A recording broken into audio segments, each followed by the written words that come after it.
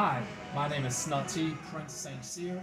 I'm in Professor Rolliger's KH3500 class, and today we're going to be doing what's called the primal movements. That is, basic movements that are ingrained or programmed into all human beings. So for this exercise tutorial, we're going to be doing a series of simple videos that involves rowing, um, push-ups, um, pullovers, and as well as bent over rows, as well as overhead squats. So the first exercise we're going to do is called upper body rolling. So what I'm going to do, I'm going to lay flat on my back. And the purpose of upper body rolling is to maximize the neuromuscular control within the core, chest, and the upper and mid back on the upper side of my body.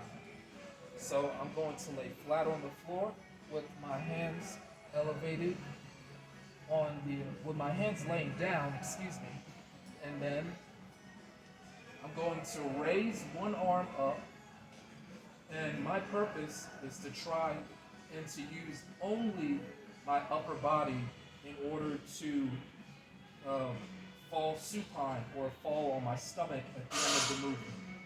Here we go.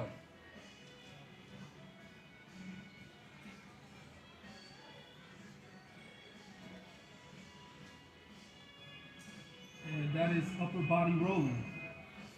This is the lower body movement for the exact same reason, but we're only going to use the lower body to the best of our extent to roll over to our shoulders.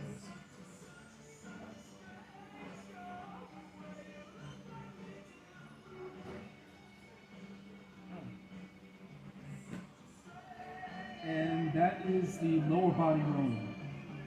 Alright, so the next move we're going to do is called the arch. This is where I'm lying flat on my stomach, and the purpose of this primal pattern movement is to estimate the general strength of my entire core, my hamstrings, my quadriceps, and my glutes and lower back. So we're going to lay flat on our stomachs like this, our arms reaching as far as we can. And then whenever I feel comfortable, I'm going to lift both my glutes and my hands, and I'm going to lift my arms as much as I can in control.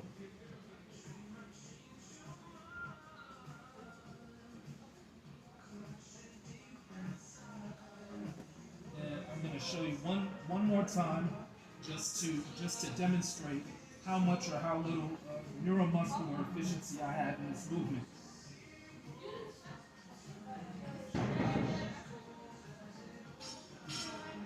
And that is the arch.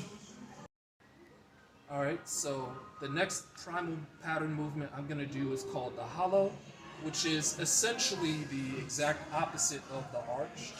It's similar to a normal crunch or sit-up. So what I'm going to do is lay flat on my back, and then I'm going to slightly contract my abs upward, and at the same time lift my legs just a little bit off the ground.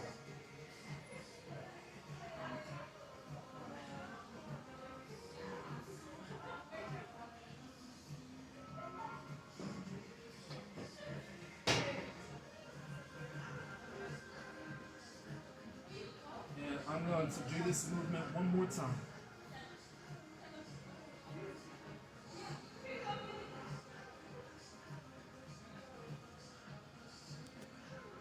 And that is the hollow movement. The next primal movement pattern we're going to do is the push-up. So what you're going to do, you're going to stand in either in a plank position or a down position with your chest on the mat. And the goal is to push yourself up while also keeping your back and your butt straight to the best of your ability. So I'm going to do this from the lateral view. So we start with our arms shoulder width apart, making sure to the best of our abilities that our cores are contracted, that we're breathing normally, and that our back and butt are straight. And then we're going to lower ourselves down, keeping our elbows within our core as much as we can before pushing back up. So once again, keeping our backs flat, up, down, up. So when you're doing this, make sure you always contract your abs and keep your elbows within your core, within the latissimus dorsi, so you could maximize the explosiveness of each push off the ground. And that's the push-up. Alright, so the next primal movement we're going to do is the pull-up. This is going to test the neuromuscular efficiency and strength of the muscle fibers for our upper and middle back. Generally our rectus spinae, rhombus, latissimus dorsi, which is the prime mover for this movement. So we're going to use these bar handles with synthetic rubber, and what I'm going to do is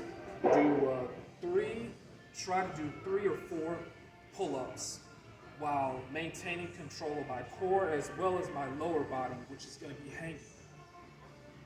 So when I pull up, I'm going to try and get my chin to this bar at top, and then I'm going to try and extend my arms as far as I can while keeping a slight bend in the elbows before I come back up.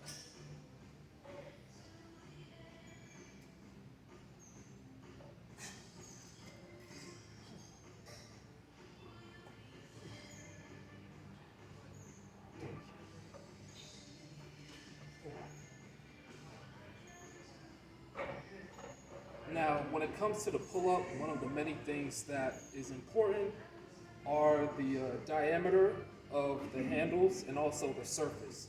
So I'm using surfaces that already have a rubber coating, and the way I do pull-ups might be different on a surface with a rubber coating than I would if I use just a bare metal surface, which you see up top.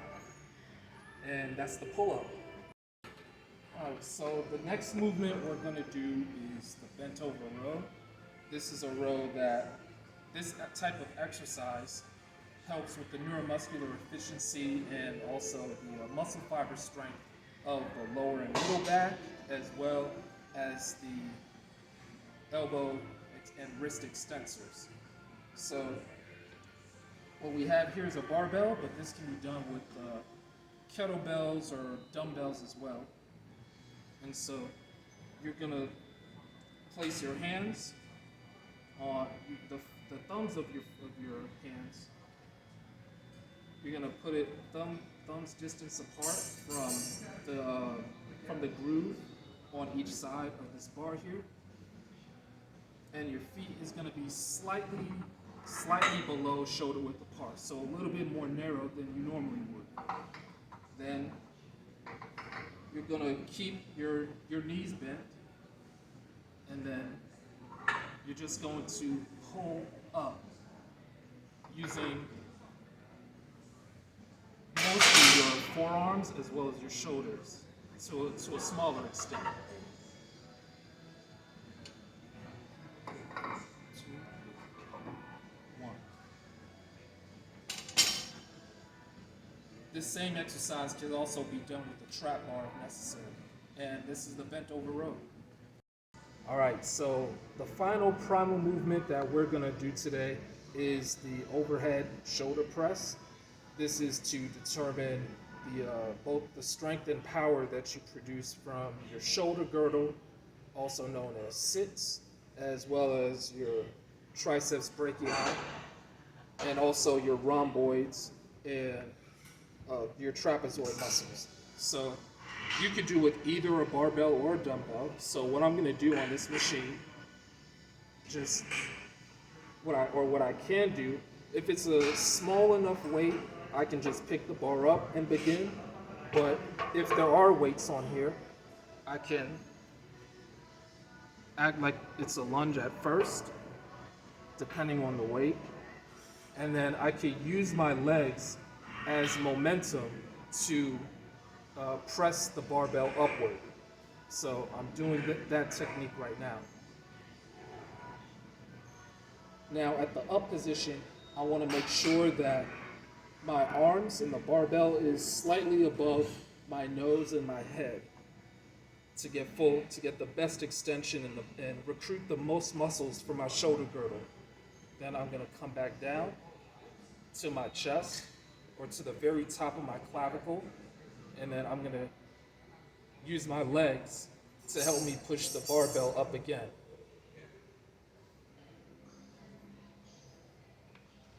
2, 1.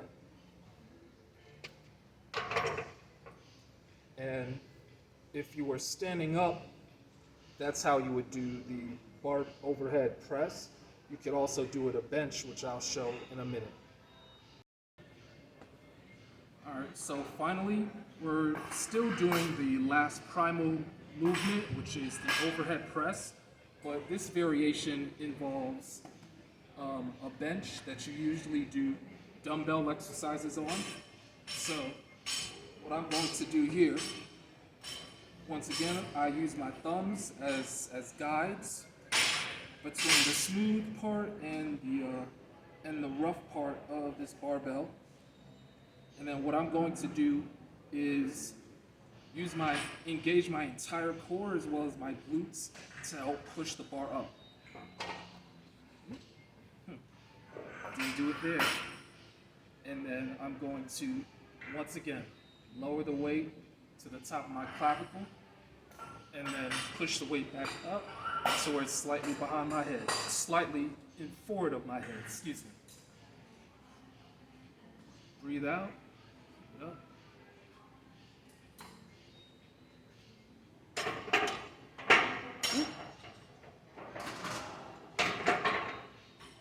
And that's how you would do the overhead press if you're sitting on a bench.